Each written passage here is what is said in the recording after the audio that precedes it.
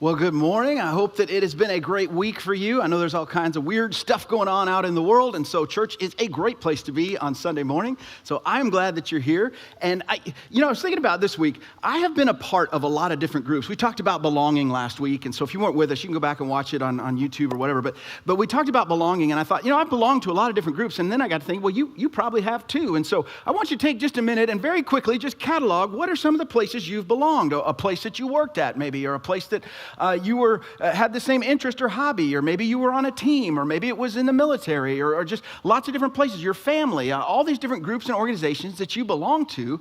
And then I got to think, well, what group do you belong to that you're proud of, right? Which is the group that you're proud of to say, yes, I am part of this team, or I am part of this family, or this organization. I mean, which are the ones that you really feel good that you are part of? And for me, and no big surprise, for me, the organization I'm proud of, but really probably the most proud of, is being part of Mountain Ridge Church. I love being part of Mountain Ridge Church. It makes me feel good. And I see you guys doing things all the time, and I think, wow, I am glad that I'm associated with them. I'm glad to be part of that.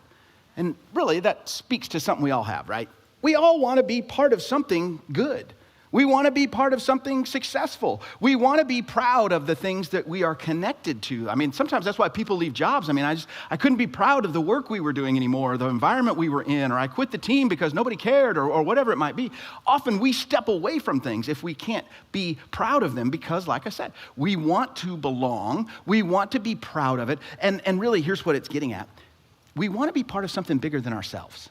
That this group or this thing or this organization is doing something meaningful, and I get to be a part of it. And we all have that within us. And so hopefully you've experienced that somewhere in your life, somewhere. Maybe, like I say, whether it was military or work or family or church or wherever, school or band or whatever group you were part of, hopefully you have experienced something like that. Now, for me, it goes back to, I think, my earliest memories of where I really encountered this the first time and felt this the first time was through sports. Being on a sports team, and I played baseball, and I loved playing baseball, and I can still remember the speech, right? And if you're on any kind of a team for any length of time, you're going to get this coach speech, and besides that, the coaches are all the same. Did you notice growing up, they all wore collared shirts tucked into their bike shorts with the whistle, and they called everybody by their last name? I mean, it's like there was a catalog for coaches. You could just pick them out. They were all like that, but I got the speech from a coach on my baseball team. And he called us all together after a bad game where we didn't play well, we lost, it was ugly, it was embarrassing. He called us all together, he got everybody in the huddle, and he kind of gets on his coach voice and goes, all right, men, which was odd because most of us were like 10 or 11 years old, he's like, all right, men, here's the deal, we're a team.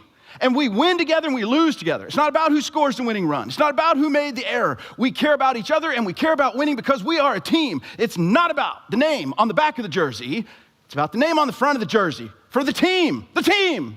And that was his whole speech, right? He yelled it at us. And by the way, I have a jersey here with my name on the back of it. This was a gift from Jeff Hale. The Arizona Diamondbacks had a pitcher by the name of Dan Carlson that didn't last very long. So the team shop was basically giving away his jersey, and Jeff got it for me. And he said, hey, I thought of you when they were giving away this free stuff. It's not about the name on the back of the jersey. That's an old saying. It's about the name on the front of the jersey. It's not about you. It's about the team. And so I experienced it there. And I apologize. I don't know what women call it. Guys, we call it brotherhood, right? It was the 8 of us or the 10 of us or the 12 of us or whatever. We were all committed to the same cause. We were all working hard together. We were all caring about each other. We were all invested in each other. And we felt this sense of brotherhood. And I know women have it. I just don't know what you guys call it. So after the service, you can let me know what you call that. But you experience that somewhere, I hope. Because I know for a lot of you, when we talk about team, what you get and what you hear is kind of the corporate version of team, right?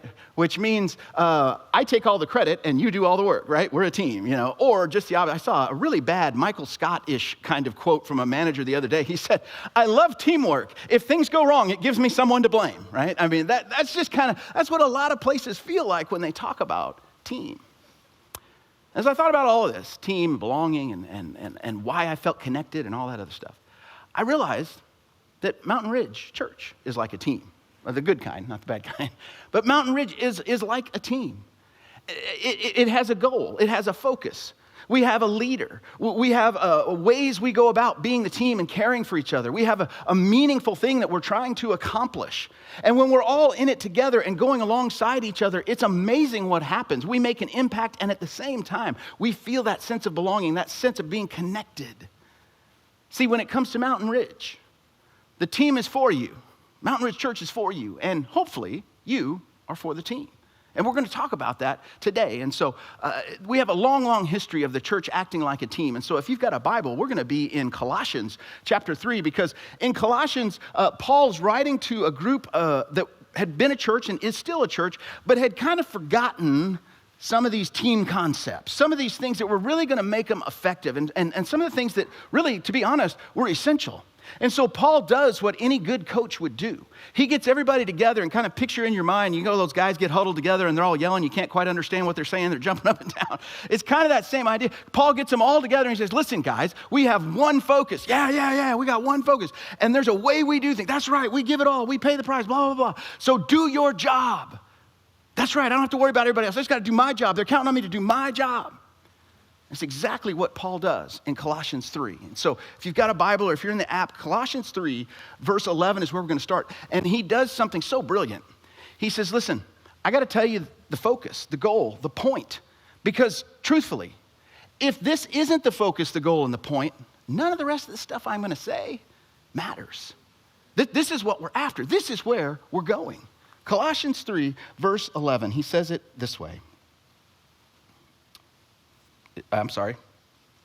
There you go. Here, there is no Gentile or Jew, circumcised or uncircumcised, barbarian, Scythian, slave or free. And then here's the key verse.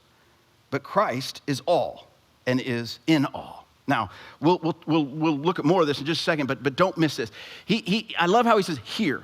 Here, it's kind of like your mom would say it or your boss would say it. We don't do things like that here, or here, we do it this way, that there's something different about us. That here, these things, these distinctions don't matter like they do everywhere else. The church has its own identity and values. It isn't the same as every place else. So if you're part of the church, if you're part of this team, we have our own identity, we have our own values, and they are different than everywhere else. So before we even get any further, if what he's saying is true, and you look about what he talked about Jew, Gentile, barbarian, Scythians, circumcised, uncircumcised, slave or free, all these different categories. Fast forward to 2021. I think he would say it this way. Here, we're not Americans first. Here, we're not Republicans or Democrats first. Here, we're not conservative or liberal. We're not black, white, or Hispanic. We're not wealthy, poor, or somewhere in the middle. Here, what matters most is that we follow Christ. It's not that those other things don't matter, but those other things, they're back of the jersey things. The front of the jersey, the point, the focus, the team, the thing that we are all about is following Christ. And honestly, if we don't get that right, nothing else really matters. Being an American or Republican or Democrat or rich or poor or wealthy or anything else, none of that other stuff really matters that much if we miss out on the following Christ part and we don't put that first. And he's very emphatic about it. Again, he's not saying that none of those distinctions exist. They obviously do. And he's not even saying that they're not important. Those things do matter. Don't get me wrong. But he is saying those are all back of the jersey things. Those are all the things that are second or third or fourth or 10th, but they can never be first. See, as a church, as a team, Mountain Ridge, you and me, that's who we are. That's the church, you and me. We have to be about following Christ before we're about anything else. And I can give you an example as to why that is. Most of you have one of these things, right? And you've probably experienced this. I have done it too, and I wish that I hadn't, but I have, and I hate the fact that I've done it. Sometimes I'm in a conversation, and this thing goes off. And I'm standing here right here talking to somebody, right? And this thing goes off, and what do? I kind of, look at it. And then they ask me a question.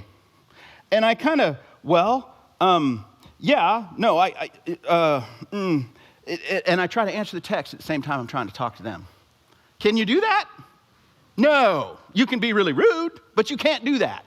You can't do two things at once. You cannot have a conversation with somebody and text at the same time. And if you do, chances are you'll send a text that makes no sense, and you'll also have a conversation that just frustrates the other person. You can't do it. It doesn't work. You can't have Jesus and something.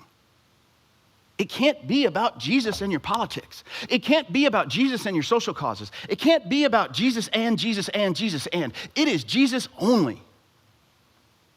And as a church, as a team, if you want to have a goal, if you want to have a focus, Paul is saying, here it is. We are about following Christ and making Christ known.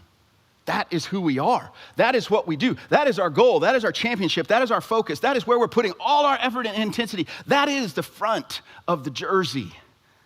All the other stuff goes on the back. All the other stuff comes later.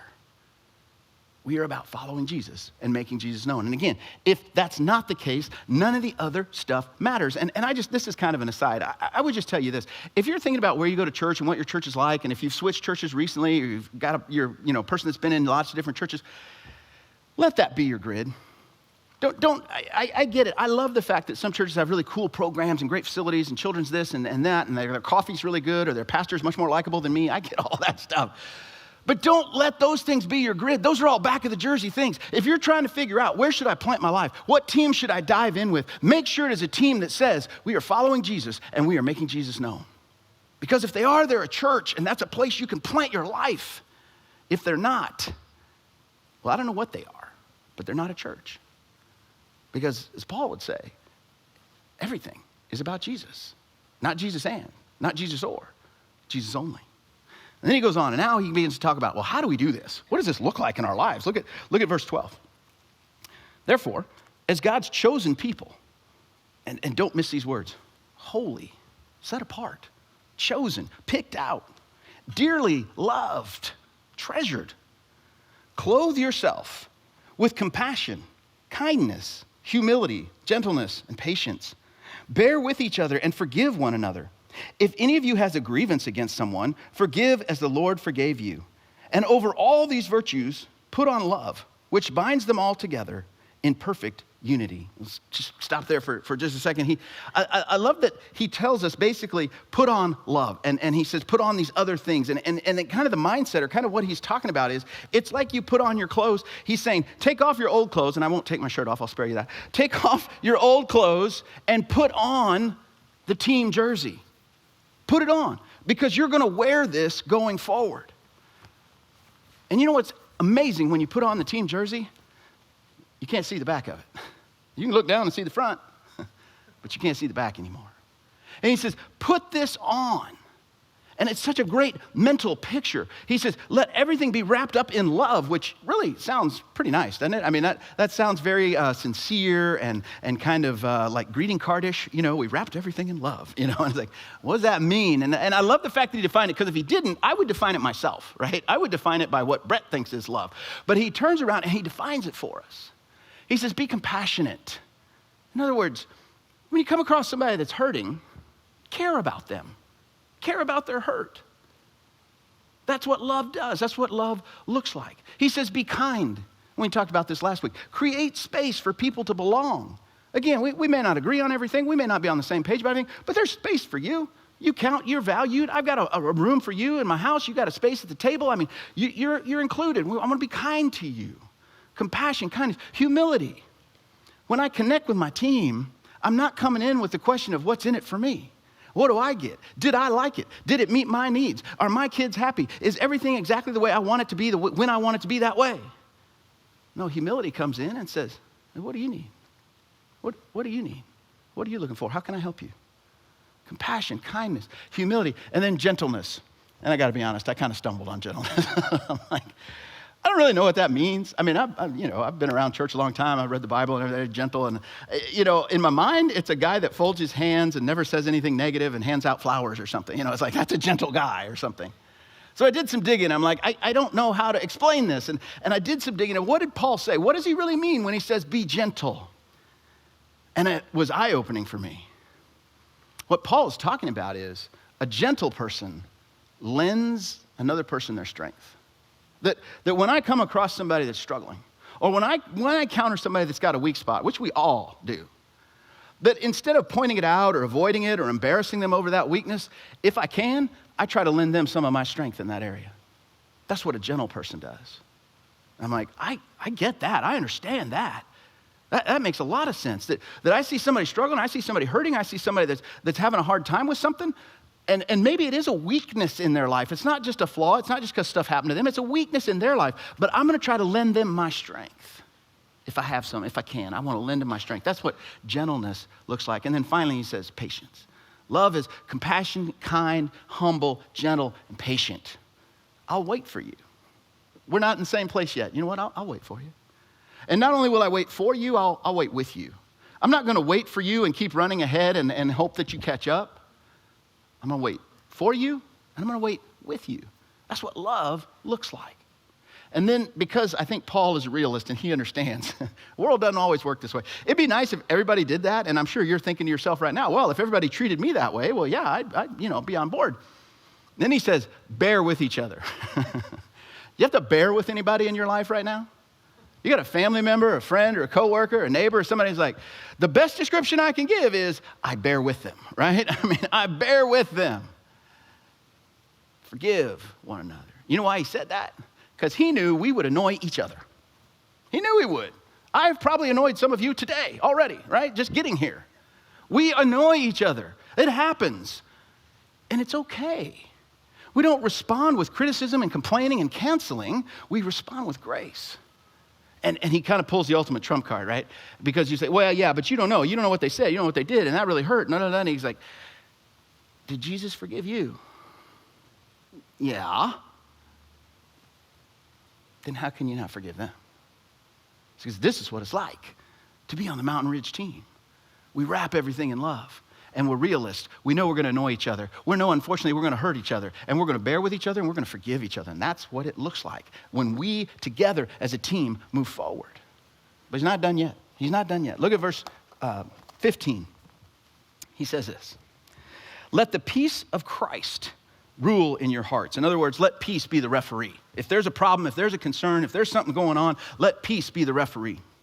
Since as members of one body, you were called to it anyway, and then be thankful. Let the message of Christ dwell among you richly as you teach and admonish one another with all wisdom through psalms and hymns and songs of the Spirit, singing to God with gratitude in your hearts. And whatever you do, whether in word or deed, do it all in the name of the Lord Jesus, giving thanks to God the Father through him. So he specifies this is what we're about. We're about Jesus. This is how we do it. We do it by putting on love and taking off everything else. And then he says, and here is your job. Here's your job. This is for you individually, us together. This is our job. If we want to be successful, if we want to see important and impactful kinds of things happen, this is what we have to do. Let peace be the umpire. He then turns around and he says, let the words of Jesus drive your thoughts, drive your words. And instead of a big long list, which would have been the easiest thing to do, right? He could have said, here's 10 do's and 10 don'ts, and then we'd all get worn out trying to keep all the rules and check all the boxes and everything else. He doesn't do that. He doesn't do that.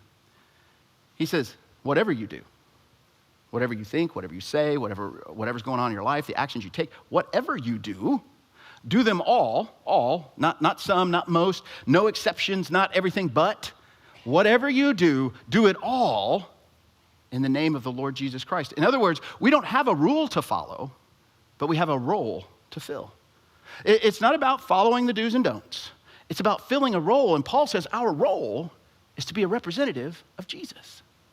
He says, so how are we going to do all this? We're going to live our lives as representatives of Jesus. And as I got to think about that, I thought, you know what that means? What that really means, that's pretty heavy, actually. It means you and I, if we claim to be followers of Jesus, we have to be the best. We have to be the best. And like, best at what? I mean, what are you talking about?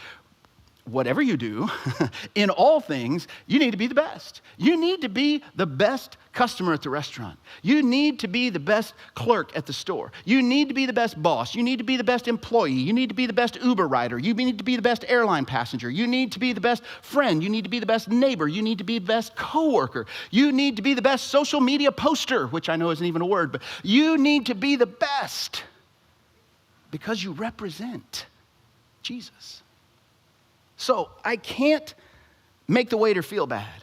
I can't call people names. I can't be condescending and act like what you think doesn't matter and you're so dumb. I can't put myself ahead of other people. I can't do these things because I represent Jesus, and Jesus would not do those things. See, the words that I say, the things that I do, The thoughts that I think, they're a reflection of Jesus. And I don't know about you, and I'm just talking out of my own working through this passage. As I read that, as I thought about that, I thought, he has given me this incredible honor and said, Brett, I want you to be my representative. I want you to go in my place. I want you to carry my name. And the last thing I want to do is let him down. And to bring shame on his name, that is the last thing I want to do. And I'm not trying to load guilt on you. I am trying to help you see what's at stake here. To represent Jesus. And when I am not the best, two things happen. When I am not the best, I misrepresent Jesus. I show other people something that claims to look like Jesus, but it's not. Because that's not what Jesus would say, and that's not what Jesus would do, but somehow I'm out here running around with his name on my jacket. So I misrepresent Jesus, which is tragic and heartbreaking. And not only that, I hurt the team. I hurt you. People go, that's what Jesus is like? That's what church is all about? I don't want any of that. I'm not interested in that. If that's the way they act, if that's the way they treat people, if that's what they think, no thank you. Because if we misrepresent Jesus and we hurt the team, it becomes impossible for us to do what he called us to do. Beyond all of that, we're putting a barrier between our relationship with him and us. And it leaks out everywhere. It touches the people closest to us. It touches the people far from us because we represent Jesus. And we represent this team. And so I don't know about you. Like I said, I don't want to let Jesus down, and I want to represent Mountain Ridge well. I don't want anybody to think less of us and less of who we are because of what I'm doing and the way I'm acting, the words I'm using. I mean, I can't do that. I don't want to do that. And we're going to talk more next week about what it means to represent Jesus. So I hope you'll be back or tune in or join us online or whatever works for you. But we're going to talk about how do you live out a life that actually represents Jesus well? What does that even look like? So be here for that. But today, as we wrap up, I just want to point out something. You know this. You will never get more out of a team than you put into the team, right? I mean, you can't. And you can, for a little while, you can kind of be the consumer. Like, I get a lot out of this, but I don't give anything. But eventually, it's going to wear itself out. They're going to get tired of you, or you're going to get tired of them. You can never get more out of a team than you're willing to put into it. And so, what does that mean for Mountain Ridge Church and for you? How do you decide to be for the team? And so what I want to do is put something out in front of you because, again, I want everybody to go in eyes wide open and really understanding exactly what they're doing, what's happening. Joining a new team means that you are ready to live a new dream. You are setting something aside. You're saying, okay, no, I used to do that. Those things used to be important. That used to be my goal, I'm joining a new team now. So I got to do things different.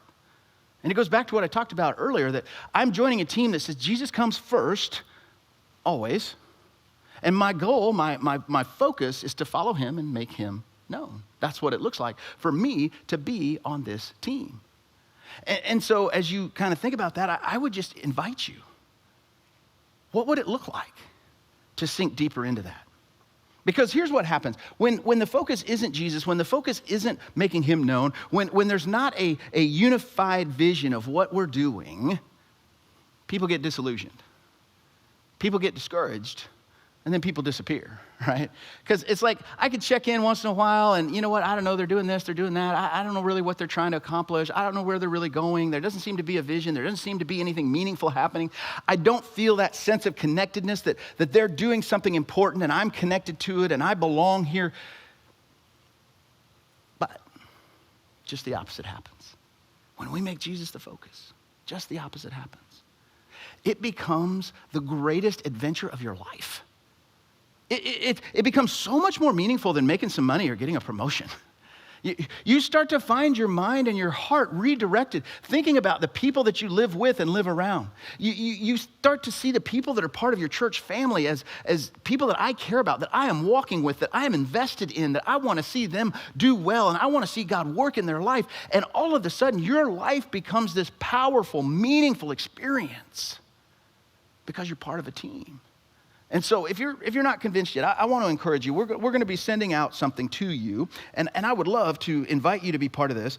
We are going to send it to you through our app, and we're going to send it to you by email, and we're going to send it to you by social media. There is a devotion that we're doing called Letters to the Church. Now, it's only 4 days long, so it's super fast and super simple.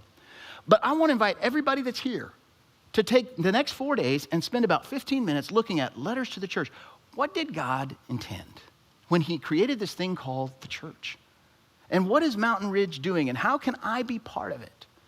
So it's not going to be hard to find. If you've got the app, you hit the devotion button, it'll take you there. If you're on social media, you check out our profile, it'll be right there. And if the church has your email address, we're sending it to you today. We're sending you a link, and it's super easy. But I think it could be something that's incredibly inspirational and incredibly powerful and encouraging for you. So I just want to invite you to take that journey with us this week, this next few days. Before I finish up, though, I want to ask you to just imagine something with me. Put aside all the other stuff we've been thinking about and dealing with today. Go back to that group or that team that you were proud of. Glad I was part of that team. What would it look like if you were glad you were part of Mountain Ridge? What would that feel like? And some of you are like, I really am. Then let me ask you the next question. What would it look like to invest even further in the team? To really begin to build those bonds, like I said, of camaraderie, of brotherhood, but much more than that, to have a singular focus, to be doing something meaningful with a group of people that you care about. See, to me, that's where life is. And that's what we're offering you here as a church family. And it's not because we're so special or we're unique. It's because God has been at work in our church and God is making this available to you. And it's right here, and it's right now. See, there isn't really any question that God is for you. We've been talking about that. And Mountain Ridge Church, we're for you. The only question you really have to answer this morning is, are you for the team? And what would it look like for you to invest even deeper into the team? Because I know God wants to do great things in your life, and it could be that the way he's going to do it is through his church. Let's pray together.